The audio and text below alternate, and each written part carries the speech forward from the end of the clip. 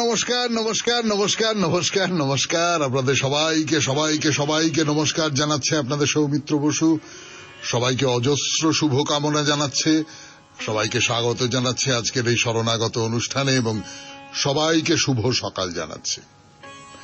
শুভ হোক, শুভ হোক, শুভ হোক, সকলের শুভ হোক, সকলের ভালো হোক, সকলের মঙ্গল হোক, সকলের কল্যাণ হোক, কল্যাণ হোক। আজকে পশ্চিম মেদিনীপুরের শ্রী শ্রী রঘুনাথজি, যিনি রঘু বাবা বলে পরিচিত ছিলেন, তার তিরোধান দিবস। আর আজকে ঈদ উজ জোহা, মানে আমরা যাকে চলতি ভাষায় বলি বকর ঈদ। এই বকর ঈদ কথাটা এসেছে বকরি থেকে, মানে ছাগল। এই ছাগ বলি দেওয়া হয় আজকে, সেই বকর ঈদ। এর পেছনে একটি গল্প আছে। একজন খুব বড় নবী ভক্ত ইব্রাহিম একদিন স্বপ্ন দেখলেন যে তার সন্তানকে কোরবানি দিতে হবে। তার সন্তান ইসরাইল, তাকে বলি দিতে হবে, স্বপ্নে দেখলেন। তো আল্লাহর এই নির্দেশ। তখন তিনি ইসমাইলকে বললেন যে এরকম আল্লাহর নির্দেশ পেয়েছি। তা ইসমাইল বললেন, খুব ভালো, আপনি আল্লাহর নির্দেশ যেটা পেয়েছেন সেইটা আপনাকে পালন করতে হবে, আপনি আমাকে বলি দিন। তো তাতে আল্লাহ সন্তুষ্ট হয়ে একটি ভেড়া পাঠিয়ে দিলেন বলি দেবার জন্য। এইটা হচ্ছে কাহিনী। এই কাহিনীর সূত্র ধরে এই দিনটি পালন করা হয়, কোরবানির দিন। এবং এই দিনটির মধ্যে দিয়ে যে ইসলাম ধর্মে বিশ্বাসী যারা, তাদের ভেতরকার যে ভালোবাসা, ভ্রাতৃত্ব, দানের যে প্রবণতা ইত্যাদি ইত্যাদি, এই সমস্তগুলো প্রকাশিত হয়। খুব চমৎকার। আমরা যারা অত ভেতরের ধর্মীয় ব্যাপারগুলো জানি না, আমার একজন দিদি ছিলেন, তিনি ধর্মে মুসলমান। মানে যখন বিশ্ববিদ্যালয়ে পড়তুম তখন তিনি আমাদের সঙ্গে পড়তেন, আমাদের চেয়ে বয়সে বেশ খানিকটা বড় ছিলেন। তো এই দিনটা তার বাড়িতে আমার নেমন্তন্ন বাঁধা ছিল। সেইটা ভেবে আজও এই বুড়ো বয়সেও দীর্ঘশ্বাস পড়ে। দিদি এখন আছেন, খুব অসুস্থ। দেখি তাকে আজকে একবার ফোন করব, মনে পড়ে গেল তার কথা হঠাৎ করে। যাই হোক, এবারে তাহলে বেনি মাধবশীলের পঞ্জিকা অনুযায়ী আজকের দিনটার কথা বলি। আজকে 23শে জ্যৈষ্ঠ 1432, ইংরেজির 7ই জুন 2025, শনিবার। আজ একাদশী। সূর্যোদয়ের সময় ভোর 4:56, সূর্যাস্তের সময় সন্ধে 6:17। নক্ষত্র চিত্রা। আজকে জন্মে তুলা রাশি, শূদ্র বর্ণ, মতান্তরে ক্ষত্রিয় বর্ণ, রাক্ষসগণ। দিনের বেলা 10:27 গতে দেবগণ। আমাদের হোয়াটসঅ্যাপে চিঠি পাঠাবার নাম্বার 9831922927। চিঠির গোড়ায় অতি অবশ্যই SG লিখতে হবে। আর সামনের বৃহস্পতিবারের চিঠিপত্রের বিষয় হচ্ছে, আপনারা জানেন, গঙ্গা। গঙ্গায় অবগাহনের অভিজ্ঞতা হতে পারে, গঙ্গা আরতি দেখার অভিজ্ঞতা হতে পারে, বা গঙ্গা দর্শনের অভিজ্ঞতা হতে পারে। মানে পুরাণের গল্প বলবেন না, সেটা তো আমার জন্য ওটা ছেড়ে দিন। কিন্তু গঙ্গা নিয়ে আপনার যে অভিজ্ঞতা, সেই অভিজ্ঞতার কথা আপনি বলুন। কোন একটা গঙ্গার ধারে কোন একটা তীর্থক্ষেত্র ভ্রমণের অভিজ্ঞতা হতে পারে। তো এবারে আজকের অনুষ্ঠান সম্পর্কে বলি। আজকের অনুষ্ঠানে প্রথমে পুরাণ চিরন্তনে আমরা পুত্র নিয়ে কথা বলছিলাম। পুত্র কত রকমের? সাধারণভাবে আমরা পুত্র বলতে তো জানি ঔরসজাত পুত্র, ধর্মপত্নীর গর্ভে ঔরসজাত পুত্র। কিন্তু তার বাইরে পুরাণে বা আমাদের প্রাচীন শাস্ত্রে অনেক রকম পুত্রের কথা আছে। তাদের কথা বলবো, কত রকমের পুত্র। তারপরে স্বামী বিবেকানন্দের রচনা থেকে পাঠ, কর্মজীবনে বেদান্ত, 2য় পর্ব। তারপর ঠাকুর শ্রী রামকৃষ্ণ পরমহংসদেবের কথামৃত থেকে পাঠ, স্বামী গোকুলানন্দের রচনা মানসিক চাপ জয় করবার উপায়, সেখান থেকে পড়ে শোনাবো আপনাদের।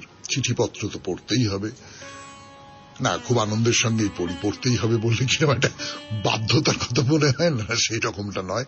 আপনাদের নানান রকম মনোভাব, নানান রকম রং বেরঙের চিঠি যাকে বলে, সেটা পড়তে খুব ভাল লাগে। আর শেষে মহাপুরুষের কথা। আজকে তো শনিবার, আজকে মহাপুরুষের কথা, কনফুসিয়াসের কথা শোনাবো আপনাদের। 92.7 বিগ এফএম এ শরণাগত অনুষ্ঠান, এবারে পুরাণ চিরন্তন, পুত্রের কথা। ফিরে আসছে আপনাদের সৌমিত্র বসু। একটু গান শুনে নিন। গান শেষ করে ফিরে এলাম 92.7 বিগ এফএম এ শরণাগত অনুষ্ঠানে। আমি আপনাদের সৌমিত্র বসু। যেটা বলছিলাম আপনাদের, যে পুত্রের নানান ধরন আছে। আমাদের প্রাচীন শাস্ত্রে স্বীকৃত পুত্র, এত রকমের পুত্র আছে। তাদের মধ্যে একজন হচ্ছেন স্বয়ংজাত, যেরকম করে পুত্র হয়, অর্থাৎ স্বামী স্ত্রী ধর্মপত্নী, ধর্মপত্নীর গর্ভে স্বামীর ঔরসে পুত্র জন্মগ্রহণ করল। এটা তো ঠিকই আছে, এটা যেরকম হয় এই পর্যন্ত আমরা জানি। তার বাইরে যেটা দ্বিতীয় যে ধরনের পুত্র, সেই পুত্র হচ্ছে প্রণীত। প্রণীত মানে স্বামীর ইচ্ছায় নিজের বিবাহিতা স্ত্রীর গর্ভে অন্য কোন উত্তম পুরুষের দ্বারা অথবা গৃহের বয়স্ক গুরুজনদের দ্বারা নির্ধারিত এবং নিযুক্ত কোন পুরুষ যখন পুত্র উৎপাদন করেন, সেই পুত্রের প্রকার হল প্রণীত পুত্র বা ক্ষেত্রজ পুত্র। ভাবুন একবার, মানে স্ত্রীর গর্ভে সন্তান হচ্ছে না, পুত্র হচ্ছে না, তার ফলে স্ত্রীকে স্বামী বললেন যে অমুক পুরুষকে আমি আহ্বান করছি, তিনি এসে তোমার গর্ভে পুত্র উৎপাদন করে দেবেন। অথবা বাড়ির গুরুজনরা নির্দেশ দিলেন যে অমুক পুরুষকে নিয়ে এসে তোমার গর্ভে পুত্র সন্তানের জন্ম দেওয়া হবে, এবং স্ত্রী সেটা মেনে নিলেন। সেক্ষেত্রে যে পুত্র হবে, সেই পুত্র হচ্ছে প্রণীত পুত্র। এবং সেখানে যে কথাটা বলা হচ্ছে সেটা হলো যে এই যে অন্য পুরুষ যিনি আসবেন, সেই অন্য পুরুষ কোন উত্তম বর্ণের পুরুষ। উত্তম বর্ণেন সবর্ণেন বা পুংসা, অর্থাৎ নিজের গোত্রের হতে পারে, উচ্চ বর্ণের কোন পুরুষ, অথবা নিজের বর্ণের কোন পুরুষ। তো এই হলো ক্ষেত্রজ পুত্র, অর্থাৎ স্ত্রীর গর্ভটি যেন ক্ষেত্র, সেখানে বাইরের থেকে বৃষ্টিপাত হলো এবং সেই বৃষ্টিপাতের ফলে পুত্র জন্মাল। শুনছেন কত রকমের পুত্রের কথা আমাদের প্রাচীন শাস্ত্রে বলা আছে। তার কথা বলছিলাম, প্রণীত পুত্রের কথা। একটু গান শুনি, তারপরে আবার পুরাণ চিরন্তন। ফিরে এলাম গানের পর 92.7 বিগ এফএম এ শরণাগত অনুষ্ঠানে। শুনছেন পুত্রের কথা, প্রণীত পুত্রের কথা। তো এই যে ক্ষেত্রজ পুত্র যাকে বলছি, তার যে সংজ্ঞা, সেখানে স্বামী ছাড়া অন্য একজন গুণবান পুরুষের কথা টিকাকারেরা বারবার বলছেন। তো এই যে উত্তম বা গুণবান কথাটা এসেছে সম্ভবত মহাভারতে ভীষ্মের কথা মাথায় রেখে। এই যে অপর গুণবান পুরুষকে পুত্র উৎপাদনে নিয়োগ করবার সময় কখনো কখনো সেই গুণবান মানুষটিকে কিছু টাকা পয়সাও দেওয়া হতো। অর্থাৎ আপনাকে এই টাকা পয়সাটা দিচ্ছি, এই টাকা পয়সার বদলে আপনি আমার স্ত্রীর সঙ্গে বা আমার বংশের যে বধূ তার সঙ্গে মিলিত হন। এবং এই গল্প আপনারা জানেন, এই বিচিত্রবীর যে দুই স্ত্রী অম্বিকা এবং অম্বালিকার গর্ভে পুত্র উৎপাদন করবার জন্য যে কি করা হয়েছিল না হয়েছিল তাই নিয়ে তো সে খুব বিখ্যাত গল্প। আমি এই শরণাগত অনুষ্ঠানেও সেই গল্প বলেছি আপনাদের। তো ব্যাসদেব এসেছিলেন, ব্যাসদেব এসে, এবং ভীষ্ম তখনো পর্যন্ত জানতেন না যে ঋষি দ্বৈপায়ন ব্যাস স্বয়ং সত্যবতীর কন্যা অবস্থায় জাত সন্তান। অতএব এই কোন একজন গুণবান ব্রাহ্মণকে দিয়ে এই পুত্র উৎপাদন করাতে হবে, এই কথায় যখন সত্যবতী ওই ব্যাসকেই মনে করলেন, তখন কুরু রাজকোষ থেকে টাকা পয়সা কিছু দিতে হয়নি। আর একটা কথা হচ্ছে, এই যে ক্ষেত্রজ পুত্র বা প্রণীত পুত্র, এরা কিন্তু ওই স্বয়ংজাত পুত্রের মতোই মৌল পিতার বংশগোত্র বর্ণের অধিকারী হতো। এবং সেই কারণেই সে মৌল পিতার অর্থ ধন সম্পত্তির পুরোপুরি অধিকার পেত। অর্থাৎ এমনি সন্তানের মতোই কিন্তু এই প্রণীত সন্তান, এই কথাটা কিন্তু বলা আছে। মনু কি বলছেন? মনু যেটা বলছেন যে যিনি অপুত্রক অবস্থায় মারা গেছেন, যিনি ক্লীব অথবা ব্যাধিগ্রস্ত, তাদের ধর্মত বিবাহিতা পত্নীর গর্ভে দেবর প্রভৃতি স্বপিণ্ডজ স্বগোত্রীয় পুরুষকে দিয়ে যে পুত্র সন্তান উৎপন্ন হয় তিনি ক্ষেত্রজ পুত্র। অর্থাৎ স্বামীর পক্ষে সম্ভব নয় বা স্বামী নেই, তখন দেবর প্রভৃতিকে দিয়ে, দেবর মানে দ্বিতীয় বর, কিন্তু পুত্র উৎপাদন করা। আজকে এই পর্যন্তই থাক পুরাণ চিরন্তন। 92.7 বিগ FM এ শরণাগত অনুষ্ঠানে গানের পর ফিরে আসবো স্বামী বিবেকানন্দের রচনা থেকে পাঠ, কর্মজীবনে বেদান্ত, দ্বিতীয় পর্ব। পর 92.7 বিগ FM এ শুনছেন জীবনের সহজ পাঠ শরণাগত। এবার কর্মজীবনে বেদান্ত দ্বিতীয় পর্ব থেকে পাঠ, স্বামী বিবেকানন্দের রচনা। বুদ্ধদেবের জীবনচরিতের মধ্যে সেই অংশটি তোমাদের অবশ্যই মনে আছে। তিনি কিরূপে উত্তর দক্ষিণে পূর্বে পশ্চিমে অধঃ ঊর্ধ্বে সর্বত্র প্রেমের চিন্তা প্রবাহ প্রেরণ করিতেন, যতক্ষণ না সমুদয় জগৎ সেই মহান অনন্ত প্রেমে পূর্ণ হইয়া যাইত। যখন সেই ভাব তোমাদের মধ্যে আসিবে, তখনই বুঝিবে যথার্থ ব্যক্তিত্ব কাহাকে বলে। সমুদয় জগৎ তখন এক ব্যক্তি হইয়া যায়, ক্ষুদ্র ক্ষুদ্র জিনিসের প্রতি আর মন থাকে না। এই অনন্ত সুখের জন্য ক্ষুদ্র ক্ষুদ্র সুখ পরিত্যাগ করো। এই ক্ষুদ্র ক্ষুদ্র আনন্দ লইয়া তোমার লাভ কি? বাস্তবিক কিন্তু ওই ক্ষুদ্র ক্ষুদ্র সুখও তোমায় ছাড়িতে হয় না, কারণ তোমাদের মনে থাকিতে পারে পূর্বেই আমরা দেখিয়াছি সগুণ নির্গুণের অন্তর্গত। অতএব ঈশ্বর সগুণ এবং নির্গুণ দুই। মানুষ অনন্ত স্বরূপ নির্গুণ মানুষও নিজেকে সগুণ রূপে ব্যক্তিরূপে দেখিতেছেন। অনন্ত স্বরূপ আমরা যেন নিজদিগকে ক্ষুদ্র ক্ষুদ্র রূপে সীমাবদ্ধ করিয়া ফেলিয়াছি। বেদান্ত বলেন, ইহার কারণ বুঝিতে না পারিলেও এইটুকু বলা যায় যে ইহা আমাদের প্রত্যক্ষ দৃষ্ট ব্যাপার, ইহা অস্বীকার করিবার উপায় নাই। আমরা আমাদের কর্ম দ্বারা নিজেদের সীমাবদ্ধ করিয়া ফেলিতেছি এবং তাহাই যেন আমাদের গলায় শিকল দিয়া আমাদিগকেও বাঁধিয়া রাখিয়াছে। শৃঙ্খল ভাঙিয়া ফেলো, মুক্ত হও, নিয়মকে পদদলিত করো। মনুষ্যের প্রকৃত স্বরূপে কোনো বিধি নাই, কোনো দৈব নাই, কোনো অদৃষ্ট নাই। অনন্তে কোনো বিধান বা নিয়ম থাকিবে কিরূপে? স্বাধীনতাই ইহার মূল মন্ত্র, স্বাধীনতাই ইহার স্বরূপ, ইহার জন্মগত অধিকার। প্রথমে মুক্ত হও, তারপর যত ইচ্ছা ক্ষুদ্র ব্যক্তিত্ব রাখিতে হয় রাখিও। তখন আমরা রঙ্গমঞ্চে অভিনেতাদের মতো অভিনয় করিব। যেমন একজন যথার্থ রাজা ভিখারির বেশে রঙ্গমঞ্চে অবতীর্ণ হইলেন, কিন্তু যে বাস্তবিক ভিক্ষুক সে রাস্তায় রাস্তায় ভ্রমণ করিতেছে।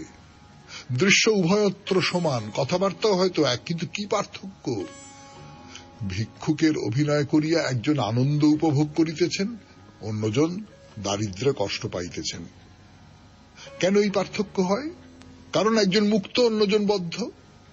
রাজা জানেন তাহার এই দারিদ্র সত্য নয়, শুধু অভিনয়ের জন্য তিনি ইহা অবলম্বন করিয়াছেন। কিন্তু যথার্থ ভিক্ষুক জানে তাহার চিরকালের অবস্থা। ইচ্ছা থাকুক বা না থাকুক, তাহাকে এ দারিদ্র সহ্য করিতেই হইবে। তাহার পক্ষে ইহা বিধির বিধান, সুতরাং সে কষ্ট পায়। তুমি আমি যতক্ষণ না আমাদের স্বরূপ জ্ঞাত হইতেছি, ততক্ষণ আমরা ভিক্ষুক মাত্র। প্রকৃতির অন্তর্গত প্রত্যেক বস্তুই আমাদিগকে দাস করিয়া রাখিয়াছে। আমরা সমুদয় জগতে সাহায্যের জন্য চিৎকার করিয়া বেড়াইতেছি, শেষে পৌরাণিক কাল্পনিক প্রাণীদের নিকটও সাহায্য চাহিতেছি, কিন্তু এই সাহায্য কখনো পাইলাম না। তথাপি ভাবিতেছি এইবার সাহায্য পাইব। ভাবিয়া কাঁদিতেছি, চিৎকার করিতেছি, আশা করিয়া বসিয়া আছি। এইভাবে একটা জীবন কাটিল, আবার সেই খেলা চলিতে থাকে।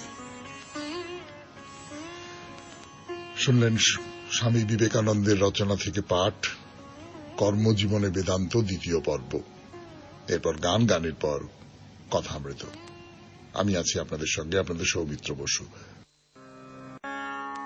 এবারে কথামৃত 92.7 বিগ এফএম এ শরণাগত অনুষ্ঠানে ঠাকুর শ্রী রামকৃষ্ণ পরমহংসদেবের মুখে বলা যে সমস্ত কথা শ্রী ম লিখে রেখেছেন, সেই কথা পড়ে শোনাচ্ছি আপনাদের। আর তার সঙ্গে টুকটাক এটা ওটা কথাও বলছি, অনেক দিন ধরে বলছি। প্রায় শেষ হয়ে এলো কথামৃত, দেখতে পাচ্ছি। তো যেটা বলবার সেটা হচ্ছে, ঠাকুর কম বয়সীদের খুব পছন্দ করতেন, খুব ভালোবাসতেন, তাদের সঙ্গ খুব চাইতেন। এবং সেটা উনি বলতেন যে আমি ওদের অত টানি কেন, ওরা নির্মল আধার, বিষয় বুদ্ধি ঢোকেনি, বিষয় বুদ্ধি থাকলে উপদেশ ধারণ করতে পারে না। এই কথাটা খুব জরুরি, ভেবে দেখুন। বিষয় বুদ্ধি থাকলে উপদেশ ধারণ করতে পারে না। সেই গল্প আমার খুব প্রিয় গল্প, এর আগে বলেছি অনেকবার, তবু আরেকবার বলি, ভালো গল্প বারবার করে বলতে ইচ্ছে করে। দক্ষিণেশ্বরে ঠাকুর পুজো করছেন, আর রানী রাসমণি এসে বসেছেন। তো রানী রাসমণি বসে আছেন, ঠাকুর পুজো করতে করতে হঠাৎ রানীর গালে এক চড়। তো চারপাশ থেকে সব লোকজন ছুটে এসছে, কি সর্বনাশ, মন্দিরের মালকিন আর ঠাকুরের উপর অনেকের রাগ ছিল, ঠিক মতো পুজো আচ্ছা করে না, উল্টো পাল্টা সমস্ত করে, মথুরবাবুর প্রশ্রয় এই সমস্ত করছে। তো ঠাকুর এক চড় মেরে রানীকে বলছেন যে এইখানে এসেও তুই ওই সমস্ত চিন্তা ছাড়বি নি, মায়ের কাছে এসেও এই সমস্ত চিন্তা ছাড়বি নি। কি ব্যাপার? রাসমণি সত্যি সত্যি বসে বসে কোন একটা মোকদ্দমার কথা ভাবছিলেন। তো চারপাশ থেকে যখন অন্য সব পুরুত্রা ছুটে এসেছে, তখন তিনি তাদের আটকেছেন, আটকে বলছেন না না ঠিক আছে, ঠিক আছে, যান যান, ঠিক আছে, উনি ঠিক করেছেন। আমি বলছি যে এইটা আপনি ভেবে দেখবেন যে এই যে আমরা যারা বিষয় ইত্যাদি ইত্যাদির মধ্যে ডুবে আছি, তাদের পক্ষে কিন্তু এইটাকে পুরোটা সরিয়ে দেওয়া খুব মুশকিল। ফলে এই যে ঠাকুর বালকদের পছন্দ করেন, তার কারণ হচ্ছে যে বালকদের মধ্যে এই বিষয় বুদ্ধিটা প্রবেশ করেনি। আর আমিও যদি বালক হয়ে যেতে পারি, আমাকেও যদি বিষয় বুদ্ধি গ্রাস করতে না পারে, স্পর্শ তো করবেই, স্পর্শ তো করেই আছে, কিন্তু যদি গ্রাস করতে না পারে, আমি যদি পাকাল মাছের মতন করে, এই সবই ঠাকুরের উপমা, আমি যদি পাকাল মাছের মতন করে ওই বিষয় নিয়ে যার সমস্ত যা কিছু আছে সেই সমস্তগুলোকে একদম সরিয়ে দিতে পারি, পারা খুব শক্ত, পারা খুব শক্ত। সেটা ঠাকুর তো বলছেন যে নতুন হাঁড়িতে দুধ রাখা যায়, দই পাতা হাঁড়িতে দুধ রাখলে নষ্ট হয়ে যায়। বা বলছেন যে বাটিতে রসুন গুলছে সে বাটি হাজার ধো, রসুনের গন্ধ যাবে না। বিষয় বুদ্ধি হচ্ছে ওই রসুনের গন্ধ, ওইটা মন থেকে একেবারে সরিয়ে দেওয়া ও বড় শক্ত, বড় শক্ত। শুনছেন কথামৃত থেকে পাঠ, 92.7 বিগ এফএম এ শরণাগত অনুষ্ঠানে। ঠাকুর থিয়েটার দেখতে যাবেন, গিরিশচন্দ্র আছেন, গিরিশচন্দ্র থিয়েটার দেখতে যাবেন। সেই দেখতে যাওয়ার কথা বলবো আপনাদের 92.7 বিগ এফএম এ শরণাগত অনুষ্ঠানে, গানের পর। রামকৃষ্ণ পরমহংসদেব থিয়েটার দেখতে যাবেন, বৃষকেতু। বৃষকেতুর গল্প আপনারা সকলে জানেন, সেই নিয়ে নাটক, গিরিশচন্দ্রের নাটক। সে বৃষকেতু দেখতে যাবেন তিনি। তো বিডন স্ট্রিটে, যেখানে পরে মনমোহন থিয়েটার হয়, সেই মঞ্চে স্টার থিয়েটার, পুরনো যে স্টার থিয়েটার, সেই থিয়েটার। তো থিয়েটারে এসে বক্সে বসেছেন। বক্স মানে সে যুগে একেবারে উপরের দিকে একটা আলাদা ঘরের মতন থাকতো, সেটা খুব দামি টিকিট আর কি। তো সেইখানে ঠাকুর বসেছেন, মাস্টার প্রমুখ ভক্তরা কাছেই বসে আছেন। তো ঠাকুর বলছেন যে নরেন্দ্র এসেছে? তো আগে হ্যাঁ। তো যাই হোক, অভিনয় শুরু হল। কর্ণ আর পদ্মাবতী করাত দিয়ে দুদিক থেকে কেটে বৃষকেতুকে বলি দিলেন। পদ্মাবতী কাঁপতে কাঁপতে তার মাংস নাবতে গেলেন। আর বৃদ্ধ ব্রাহ্মণ অতিথি, যাকে কর্ণ বলেছিলেন যে আপনি কি ব্রাহ্মণ হিসেবে কি দক্ষিণা নেবেন বলুন। তো সে ব্রাহ্মণ বলেছিলেন, আপনারা জানেন সেই ছদ্মবেশী ব্রাহ্মণ, তিনি বলেছিলেন যে তোমার ছেলেকে কেটে তার মাংস খাওয়াতে হবে। এই গল্প কিন্তু নানান জায়গায় প্রচলিত আছে, না, নানান দেশের পুরাণের মধ্যে এই গল্প প্রচলিত আছে। আমার একটু বলতে ইচ্ছে করছে, সেদিন তো বকরিদের ব্যাপারটাও কিন্তু তাই।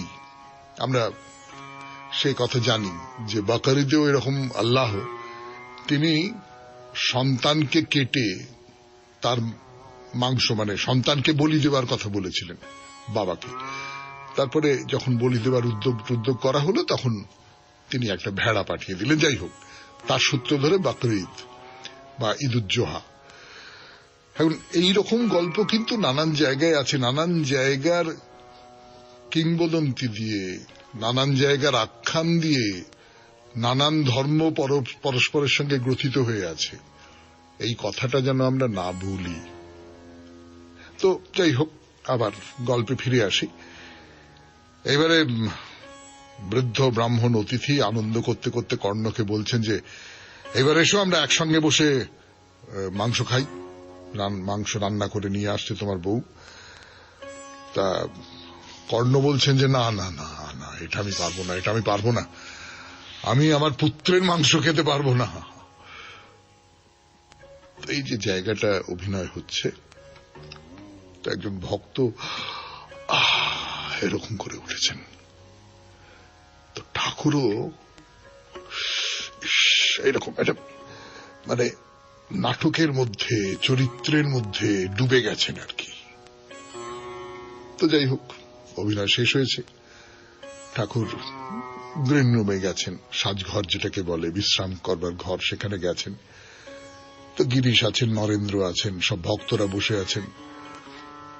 তো শ্রীরামকৃষ্ণ ঘরে প্রবেশ করে নরেন্দ্রর কাছে গিয়ে দাঁড়িয়ে বললেন, আমি এসেছি। এই যে আমি এসেছি কথাটা, এই কথাটা কিরকম তাৎপর্যপূর্ণ বলে মনে হয় না? আমি এসেছি, ঠাকুর এসেছেন, আমাদের জীবনে ঠাকুর এসেছেন। এই ভরসাটুকু দিয়ে শেষ করলাম আজকের কথামৃত থেকে পাঠ। এরপরে গানের পরে স্বামী গোকুলানন্দের রচনা থেকে পড়ে শোনাব মানসিক চাপ জয় করার উপায়। আশাহীনতার কথা বলছিলেন গোকুলানন্দজি, তার সূত্র ধরে আরো অনেক কথা বলবার জন্য ফিরে আসছি। আমি আপনাদের সৌমিত্র বসু। গোকুলানন্দের রচনা থেকে পাঠ, মানসিক চাপ জয় করার উপায়। যে পরিচ্ছেদটি পড়ে শোনাচ্ছি আপনাদের, সেটা হচ্ছে মানসিক অবস্থা সম্পর্কে বিশ্বের মতামত। রামকৃষ্ণ সংঘের এক অত্যন্ত উজ্জ্বল সাধুর কথা বলি। রামকৃষ্ণ মিশনের রায়পুর কেন্দ্রের প্রধান স্বামী আত্মানন্দজির মর্মান্তিক কাহিনীটি। বিবেক চূড়ামণির উপর বক্তৃতা দেবেন বলে মহারাজ সেবার নাগপুর থেকে রায়পুরে যাচ্ছিলেন। এক ব্রহ্মচারী মহারাজকে পরামর্শ দিল যে গাড়ির চালক যেহেতু দীর্ঘক্ষণ ধরে গাড়ি চালাচ্ছে, তাকে কিছুক্ষণ বিশ্রাম দিলে ভালো হয়। মহারাজকে সে বলল, যদি আপনার আদেশ পাই ড্রাইভারের বদলে আমিই গাড়িটা চালাতে পারি। স্বামীজি তখন তার বক্তৃতা তৈরি করতে ব্যস্ত ছিলেন, তাই আনমনাভাবেই ব্রহ্মচারীকে অনুমতি দিলেন গাড়ি চালাতে। তুমুল বর্ষণে গাড়িটা হঠাৎ পিছলে গেল, ধাক্কা মারল একটা দেওয়ালে, আর আত্মানন্দজি শুধু মারা গেলেন। আর সকলেই বাইরে ছিটকে পড়লেও প্রাণে বেঁচে গেল তারা।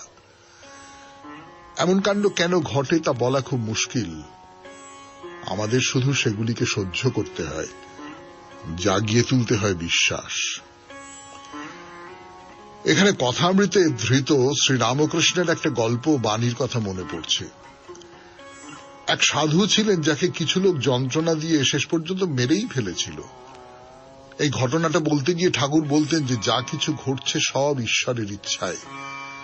কোন কোন নাস্তিক এক্ষেত্রে একটা জটিল মন্তব্য করেন, ঈশ্বর যদি দয়াময়ই হবেন তবে তার ইচ্ছায় মর্মান্তিক দুর্ঘটনাগুলো ঘটে কেন? এসব ক্ষেত্রে আমাদের ভাগ্যের কথাই ভাবতে হয় কর্মফলের কথা। আত্মানন্দজির কথা একটু আগেই বললাম। এখন আমরা তো এদের শুধু দৈহিক মৃত্যুটাই দেখতে পাই। যদি আত্মানন্দজি মৃত্যুর আগে তার অন্তঃস্থিত সত্তাকে উপলব্ধি করে থাকেন, তবে মুক্তি তার নিশ্চিতভাবেই হয়েছে, যদিও মৃত্যু হয়েছে তার মর্মান্তিকভাবে। সুতরাং এ ব্যাপারটা যথেষ্ট প্রণিধানযোগ্য যে পরিস্থিতির অনুধাবন আমাদের সবসময়ই সহায়তা করে। যখন কোনো ঘটনাকে আমরা ঠিকমতো বুঝতে পারি, আমাদের হতাশা কমে যায়।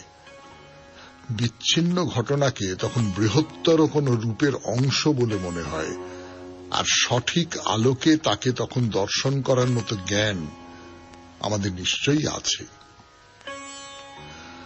আশাহীনতাকে জয় করার পরবর্তী পদক্ষেপ হল যুক্তিময় চিন্তা ভাবনার দ্বারা আশাকে পুনরুজ্জীবিত করে তোলা। এমনকি অনেক পরিণত মানুষও আছেন যারা ভ্রান্ত একপেশেভাবে তথ্যের ব্যাখ্যা দেন। এক যুক্তিনিষ্ঠ মনের মালিক হতে হলে আমাদের সর্বাগ্রে সমস্ত হয়তোকে দূর করতে হবে, চ্যালেঞ্জ করতে হবে মন গড়া ধারণাগুলিকে। একটা উদাহরণ দিই। দীর্ঘদিন ধরে বিবাহ বন্ধনে আবদ্ধ এক দম্পতির কোনো সন্তান হয়নি। নানা টানাপোড়েনের পর একসময় তারা বিবাহ বিচ্ছেদের সিদ্ধান্ত নিল। বিবাহ বিচ্ছেদের পর এদের একজনকে কেউ এসে বলল, আপনার কি এমন বয়স হয়েছে, আপনি তো আবার বিয়ে করতে পারেন। বিবাহ বিচ্ছিন্ন ব্যক্তি কিন্তু ভাবছেন, বাবা, বিয়ে করে যা তিক্ত অভিজ্ঞতা হলো, এ ভুল আবার কেউ করে? এই যে অহেতুক অনুমান, এই অদ্ভুত বিশ্বাস, একেই আমরা চ্যালেঞ্জ করে বলবো, অতীতের তিক্ত অভিজ্ঞতাই আবার পুনরাবৃত্ত হবে, এই নিশ্চয়তা আপনি কোথায় পেলেন? দ্বিতীয়বারে তো সত্যিকারের সুন্দর প্রেমের সম্পর্ক তৈরি হতে পারে। যুক্তিবাদী চিন্তা নেতিবাচক চিন্তাকে সঠিক পথে চালিত করে। অন্তরে নিজের সাথে নিজেই কথা বলা আর আত্মসমীক্ষা যুক্তিবাদী ধারণাকে প্রতিষ্ঠিত করতে অত্যন্ত সহায়তা করে। যখন আমরা এর অনুশীলন করি, তখন অনমনীয় নেতিবাচক ধারণাগুলো পরাভূত হয়, জীবনের প্রতি এক উদ্দেশ্যময় দৃষ্টিভঙ্গি অর্জনে সমর্থ হই আমরা। শুনলেন স্বামী গোকুলানন্দের রচনা থেকে পাঠ, মানসিক চাপ জয় করার উপায়। এরপর গান, গানের পর আপনাদের চিঠিপত্র। চিঠি লিখেছেন অনির্বিত রক্ষিত, কলকাতা থেকে। ফিরে আসছি, একটু গান শুনে নি। অনির্বিত রক্ষিতের চিঠি 92.7 বিগ এফএম এ শরণাগত অনুষ্ঠানে কর্মযোগী, তাই নিয়ে লিখেছেন তিনি। পড়ে শোনাই আপনাদের। খুব ছোটবেলা থেকেই দেখেছি একজন সুপুরুষ, তেজি, শক্তিমান মানুষকে, যিনি আমার মায়ের দাদা, মামাদের মধ্যে সবচেয়ে বড়, দেবকুমার দাস। স্বাধীনতা আন্দোলনের একজন শরিক, সপরিবারে থাকতেন আমাদের পাশের বাড়িতে, দক্ষিণ কলকাতার মুদিয়ালি পাড়ায়। দীর্ঘ চেহারার মানুষটি স্বদেশী আন্দোলনের যুগে অন্যান্য অনেকের সঙ্গে আন্দামান দ্বীপে বন্দী ছিলেন। ওটাই আমাদের গর্বের ব্যাপার। বড় মামা কোনো সময় অন্যায়ের সঙ্গে আপোষ করতেন না। বামপন্থী চিন্তাধারায় বিশ্বাসী দেবকুমার দাসকে সকলেই শ্রদ্ধা সমীহ করে চলতেন। ছোট থেকেই বড় মামাকে একটু ভয় করে চলমান, ভাই বোনদের কারো সাহস ছিল না ওর কথা অবজ্ঞা করার।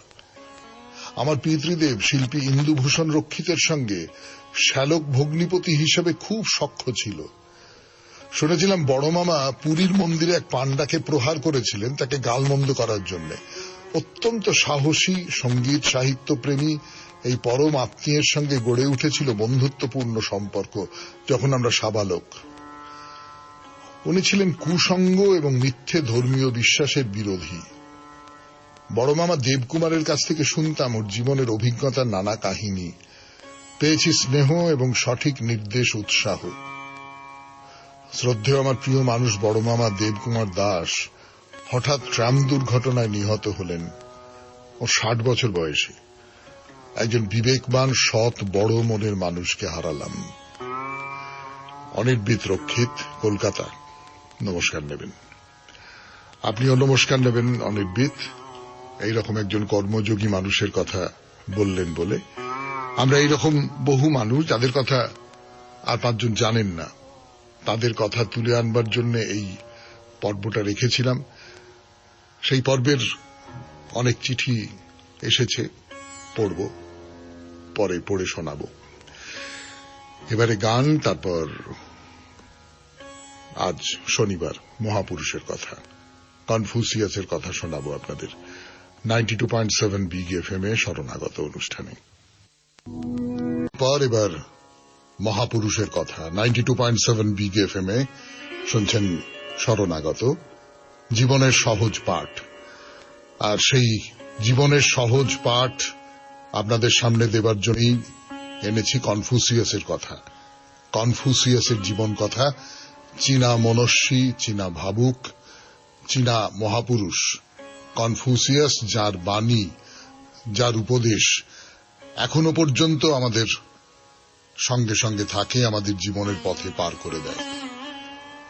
তো সেই কনফুসিয়াস সম্পর্কে বলছিলাম যে কনফুসিয়াস তার শিষ্যদের নিয়ে একটি রাজ্যে এসেছেন, চীনের একটি রাজ্য। সেই রাজ্য, তার নাম হচ্ছে চেন।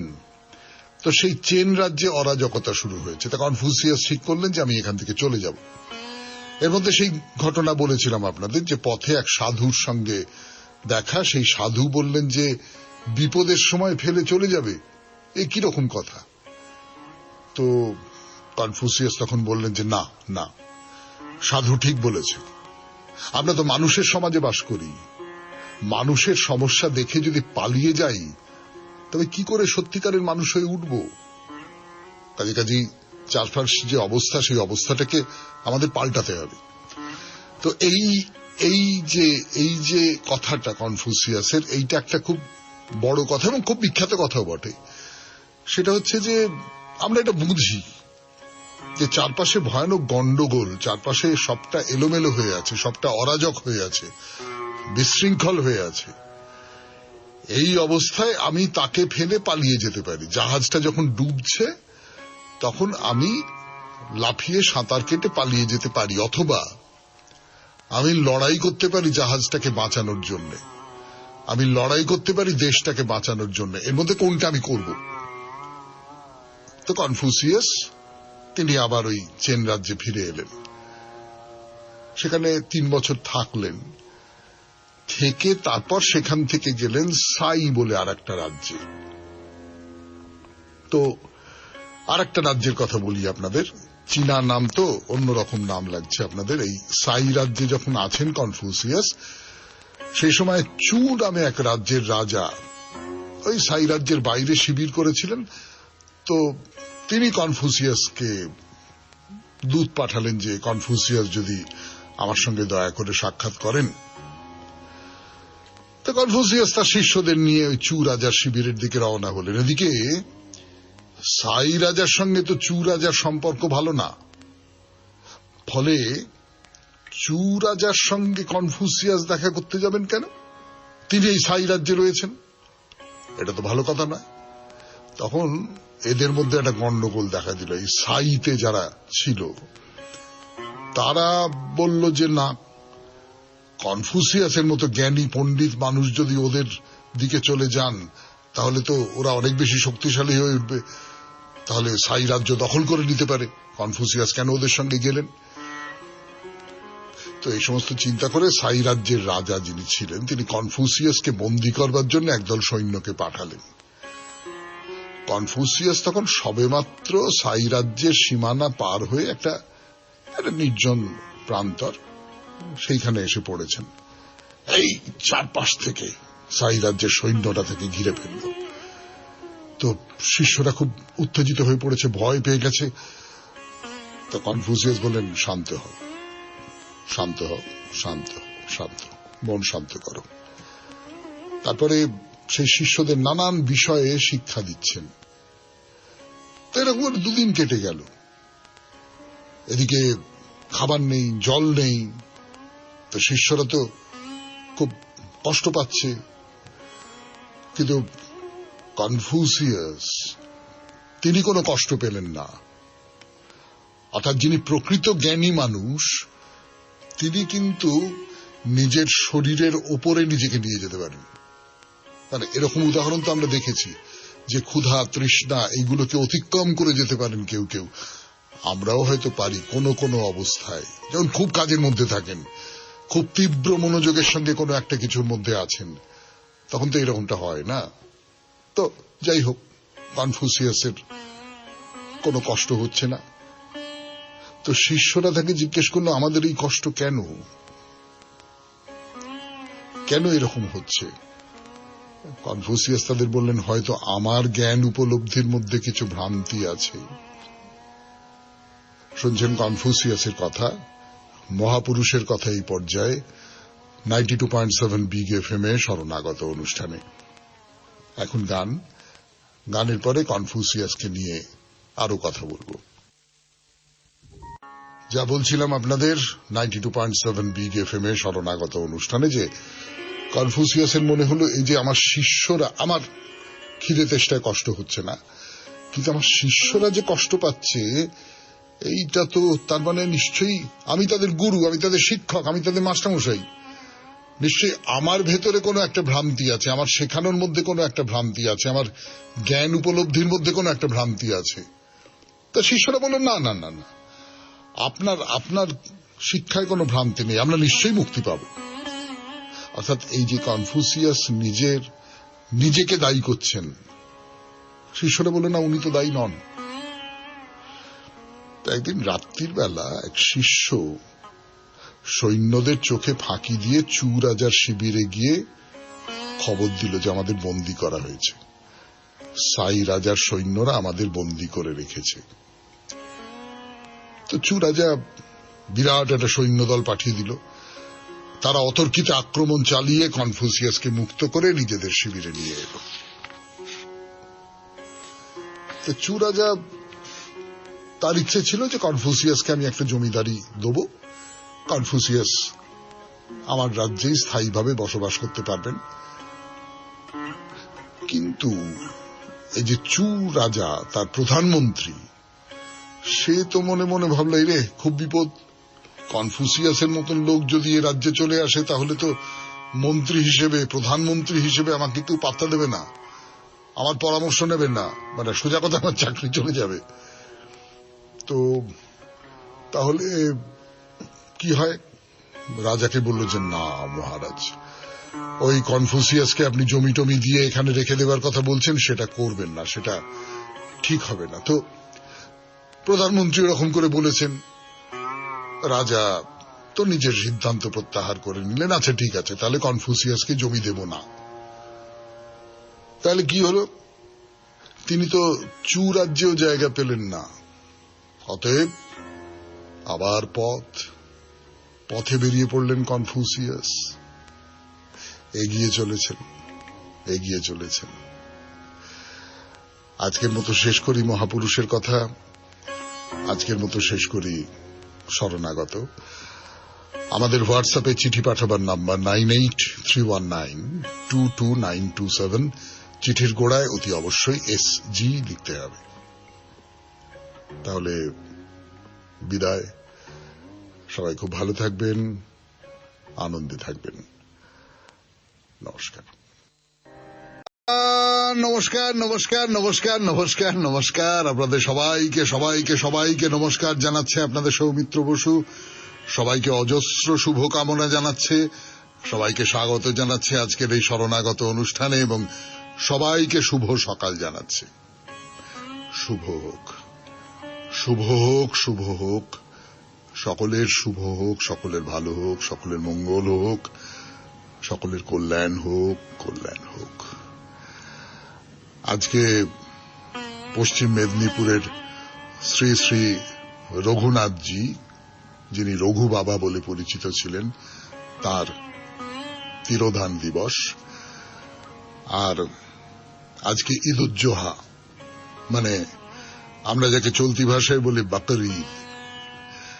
এই বকর ঈদ কথাটা এসেছে বকরি থেকে, মানে ছাগল। এই ছাগ বলি দেওয়া হয় আজকে, সেই বকর ঈদ। এর পেছনে একটি গল্প আছে। একজন খুব বড় নবী ভক্ত ইব্রাহিম একদিন স্বপ্ন দেখলেন যে